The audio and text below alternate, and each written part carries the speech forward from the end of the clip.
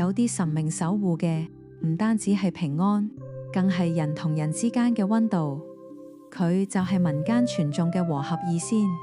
和合二仙能夠增進人緣，帶嚟和氣同感情緣分，象徵家庭和諧、夫妻恩愛以及人緣融洽。所以好多人求桃花，夫妻或者情侶希望改善關係，同事或者生意夥伴想合作順利，又或者希望得到貴人相助，都會向和合二仙祈福，祈求庇佑。寒山揸荷花，拾得捧圓合，荷同合諧音和合，寓意和合圓滿。而呢個和合唔只係感情上嘅和合，仲有一個好多人容易忽略嘅地方，就係事業同財運上嘅和合。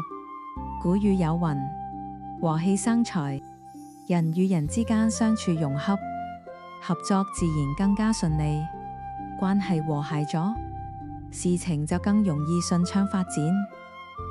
所以和合二仙所代表嘅，唔只係感情圓滿，都包含人和事和，以及柔和帶嚟嘅順遂同財氣。所以和合二仙嘅寓意，其實可以用一句話嚟概括：以和為貴，以合為福。祈求嘅唔只係表面嘅順利，而係希望人同人之間多一份和諧，少一份衝突，等感情、家庭、事業，甚至人生都可以更加圓滿。你信唔信和氣真係可以帶嚟順暢同好運？